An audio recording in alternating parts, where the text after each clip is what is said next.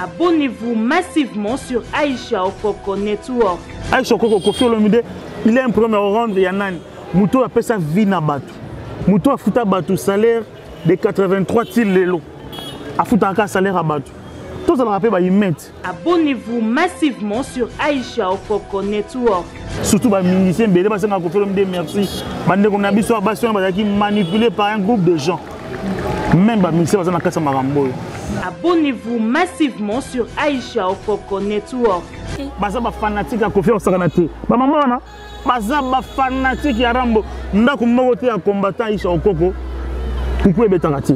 Abonnez-vous massivement sur Aïcha Okoko Network. Le maréchal de la musique congolaise, il est bien le bien Mikolo, le vieux non coupable. Il y aura comment bien Mikolo. Son bon Kofi Olomide le vieux non coupable. Abonnez-vous massivement sur Aïcha Okoko Network. Des fois ça rien qui n'est. Vous comprenez hein? Non a évité. Parce que baraté l'emmandé à Paris. Oh. Vous voyez baraté. Moi tout refait les arabes. Tout refait la Kinshasa les arabes. L'échangeur. Les années. Ah? Échanger les années. Et dans la lemba. Merci beaucoup. Abonnez-vous massivement sur Aïcha Okoko Network. Nalinga kama susute utana eba vérité. Salon Franck, Salon Franck, Salon Franck le meilleur. Salon Franck, Salon Franck, Salon Franck de Bruxelles.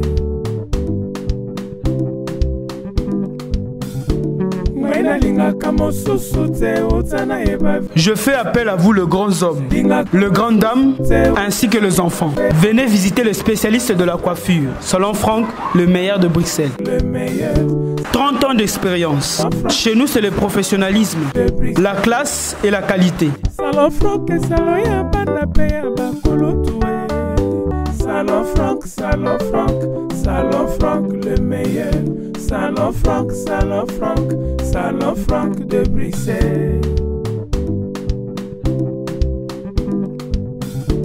Nalinga kamo susute utana eba vérité.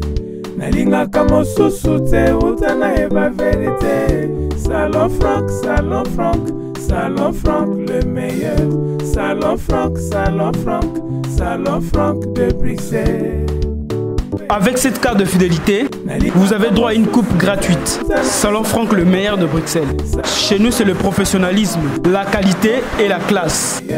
Salon Franck, Salon Franck, Salon Franck de Bruxelles. Nalinga kamo susute utana eba vérité. Salon Franck, Salon Franck. Mbote bandeko batali ya network, bino bolinga Aïcha Okoko boza ko s'abonner massivement. Nazo regretter ka makasi ke na ebete ke dans la défense arena kin quoi. Na ebete final là t'apenda jogging bien parce que to boso boto la biso partout, boto na simalanga za wapi. Nazali précisément na commune à Lemba, babiba na Ruzizi. Liboso na soto ziona to zo inser. Ya monument ya kwele Tanzambi, vient na biso igo Tanzambi pas son âme, mais toza awa na terrain GD à Lemba. Pourquoi ton terrain GD à Lemba? Parce que le 31 awa toté masubo été. Toza na difficulté au téléma parce que les quoi d'accord à man aroya awa na terrain GD à Lemba na commune na ye a rebeta concert. Ya ngobiso awa to bagi non.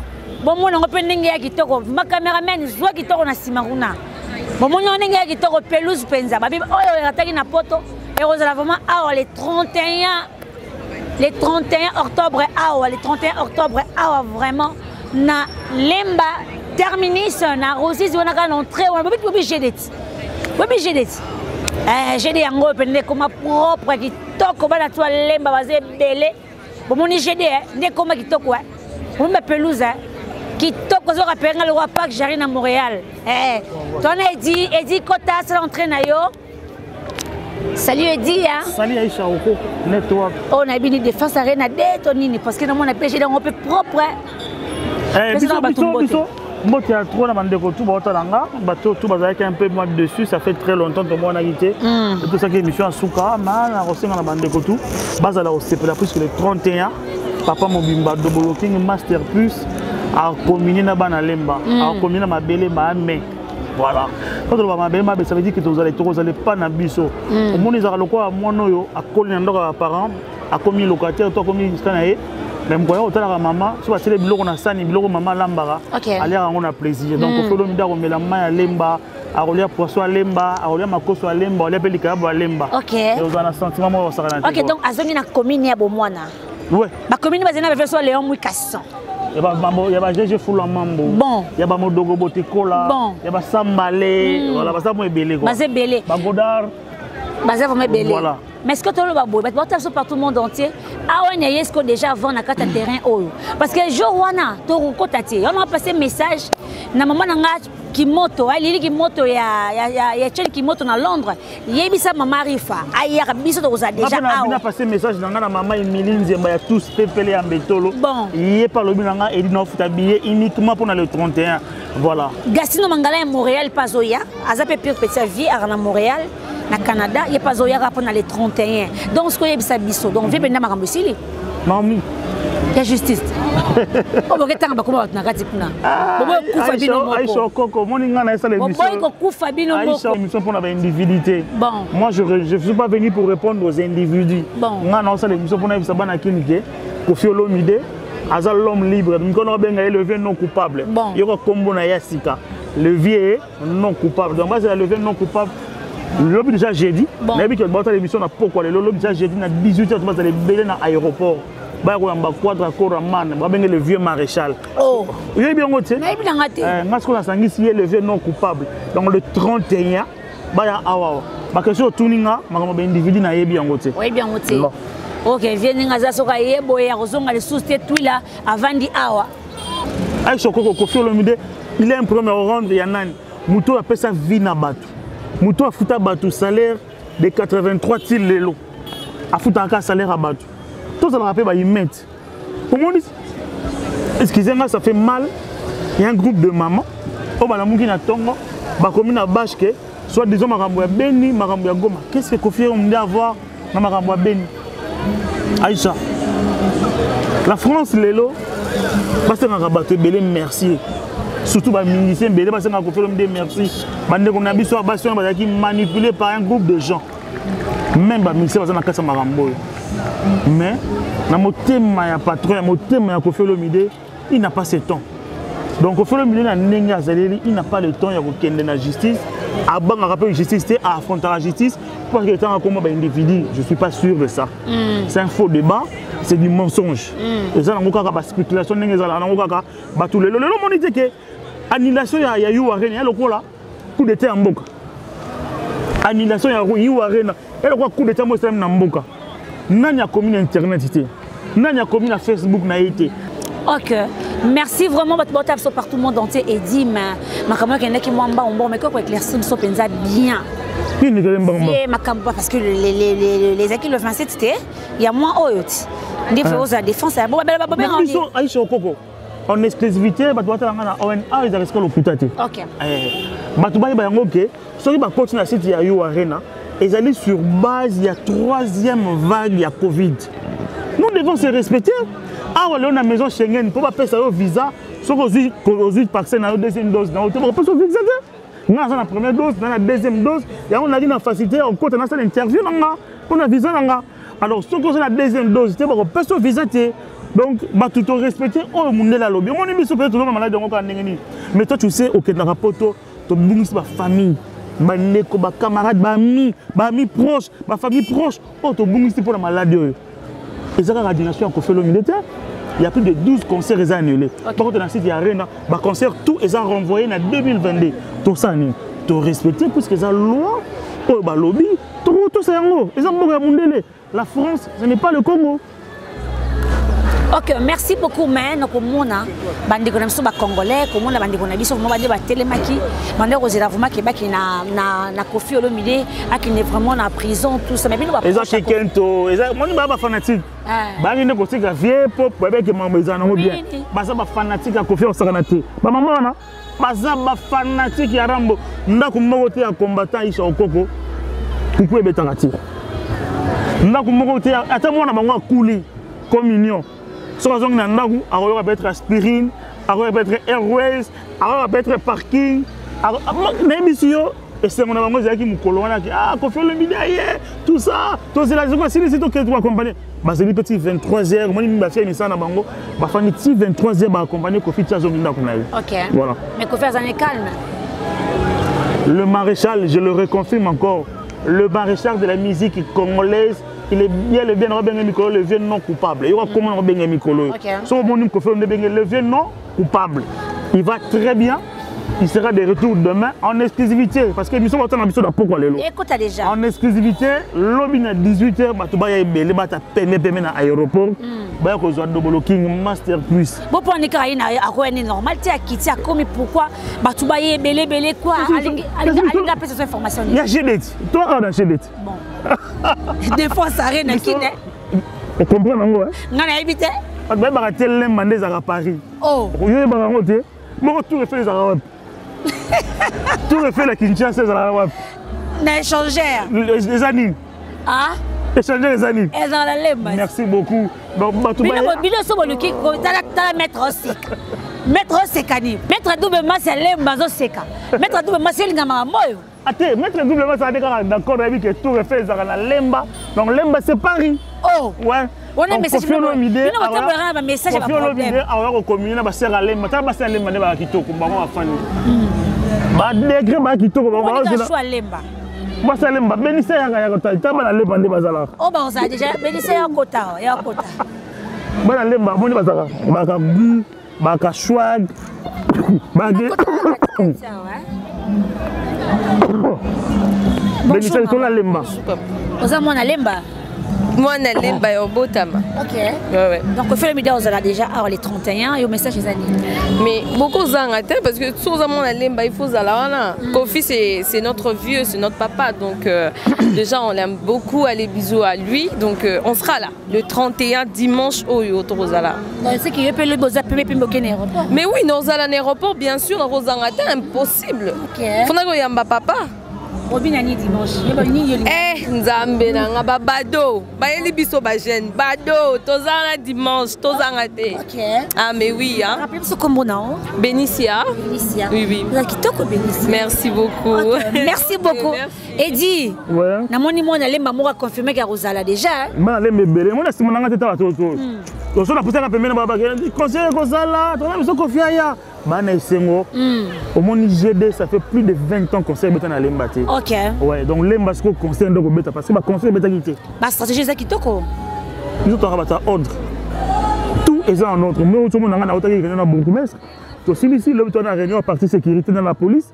Pour aussi ça na bango to clôturer et puis campagne c'est bani vendredi, ti samedi na pourquoi qu'à 15h30, 14h Koffi Olomide a osana échanger.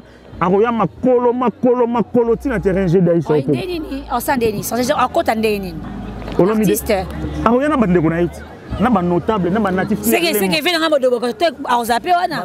Il y a GG pas osala wana. Surtout ba balobi, il faut quitter. Tala maire ya lemba beaucoup mestre na biso lobi vie, il faut quitter ya makolo. Oh. Bien ko ya na biste ki ya le comme so bo maté, vie ba maman ba ngba mona mwana bango ko banda échanger, tata tout refait la wana. Donc on a fait les mandats, presque tout refait, presque lemba séparé banda, makolo tia. OK. Voilà. Merci beaucoup en exclusivité sur Network. Bon, c'est vraiment image. Donc, il y a vraiment le terrain. On a commune à Lemba. Donc, on a terrain GD. Est-ce qu'il y a vraiment événement aux Ali? C'est dimanche le 31 octobre 2021. Babi, l'artiste musicien Koffi Olomide a Robeta Awa na Lemba. Na commune à Lemba. Ça dit choix Lemba. Pourquoi Eddie a expliqué Bisso. Alors, ils allaient commune à Yabomwana. Commune à Yabomwana. Na bavela bavela bavela ma vieille de école, la vieille fou la mambo. Donc, on peut se dire, mais c'est à ce que les parce que les sont partout le monde entier. Mais on confirme, mais ce le 13, via aux ongles, on n'a pas de prendre au samba. Bon, Moni, Coco, c'était le moment. Le 31, Koffi Olomide dans Lemba. Base à la brancher, on a site Nabiso. Où est-ce qu'on a exclusivité, où est-ce qu'on a macambouté. Nous avons expliqué le 25. Nous avons expliqué ce qui programme sur Rosala. Il y a rendez-vous à Koffi Olomide. Mais quand même, tout le papa audio et avocat, ils ont circulé.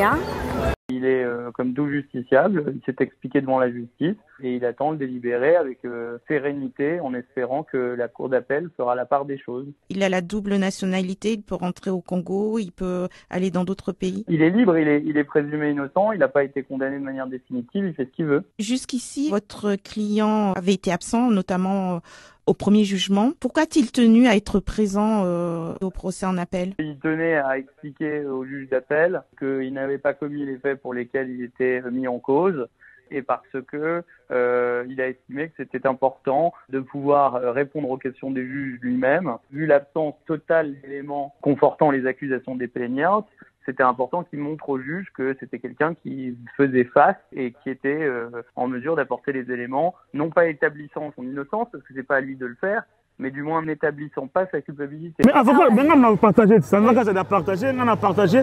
Avocat, il est l'homme libre. Il peut évacuer dans toutes ses occupations. Donc, Roya, Atali Diego, Atali Didi, Atali Bamisena Kishasa, Atali Mapangunaye, Atali Bandegona, Le Manenga Roya, pendant le 31, il est libre. Il est l'homme libre et puis il est l'homme non coupable. Ok. Voilà. Les vieux aussi se reprochent de rien. Non, mais il est non coupable. On reproche l'année Choko. Yo yebi, oye maramboza intellectuel, le vieux tort se reprocher nani. Muto aidé à même n'amboka mundele. Aussi si tourne au kimi, aussi vina olelo. On dit que le lobe commence pour raconter na comme Kofi. Le lobe muto za mukanda, il faut utiliser comme Kofi. Le lobe muto bataille na site, il faut combattre vraiment Kofi qui ngani boy pour bataille la site na. Le lobe muto ça tout le temps premier Kofi et l'équipe même ya Bidjan Mboka. Premier Kofi comme Kofi et l'équipe même premier belé en Mboka. Et puis nous sommes tous à préparer l'élection, mais l'élection on va Kofi au milieu. Tout à l'heure, ok, merci beaucoup Tokaboni déjà pour ton kende, pour te commis. Donc, tu vas retenir les 31 A, ouais. Les 31 A, maman Emilie Nzemba, tous pépélés en béton, on dit aux ala awa, maman de Prouva, papi James pas bien aux ala awa, Massanangaï, de longue date à Outi Kishasa, à Outi Suisse, Abisson de Monaco, vrai Joe. En présentant, Abiel Ramon a mis sous bout. Merci beaucoup. Maman aura créé Abisson de Monaco, à Outi Mikil, en Suisse. Ali, on appelle ce patron dans la Kofi Olomide, bureau Valmobimaya France, Sandra Kazadi, Tuturoba, Mama Rifa, Angelou Central, Christelle Mangaya, Arapenakin, la Bossanité, Jean-Louis Manga, les autres, qui sont au théâtre. Merveille Rambo au théâtre. Ok, merci beaucoup. Abonnez-vous massivement dans Katia Network. Vas-y, tout à l'heure, je suis Aïcha Kokon Network. Bon, s'abonner, bon, aimer, partager, bon, retenir ça qui est dans le moment qui va audio de circuler un peu partout. Avocat a expliqué que l'artiste est Azane l'homme libre, cautionné partout dans le monde, on est partout.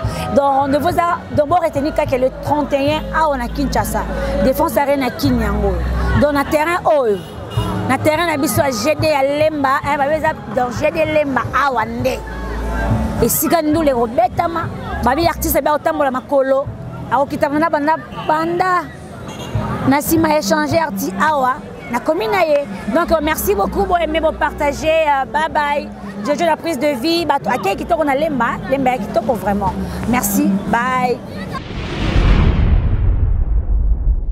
Nalinga kamo susute utana eba vérité. Salon Franck, Salon Franck, Salon Franck le meilleur. Salon Franck, Salon Franck, Salon Franck de Bruxelles.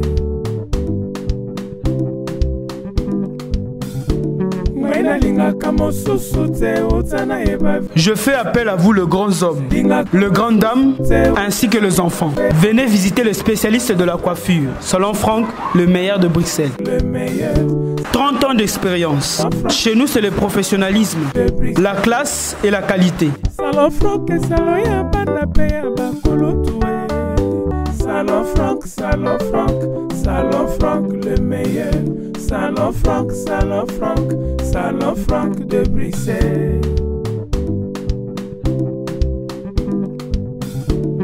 Nalinga kamo susute utana eba vérité. Nalinga kamo susute utana eba vérité. Salon Franck, Salon Franck, Salon Franck le meilleur. Salon Franck, Salon Franck, Salon Franck de Bruxelles. Avec cette carte de fidélité, vous avez droit à une coupe gratuite. Salon Franck, le meilleur de Bruxelles. Chez nous, c'est le professionnalisme, la qualité et la classe. Salon Franck, Salon Franck, Salon Franck de Bruxelles. Nalingaka mosusu te utana eba vérité. Salon Franck, Salon Franck.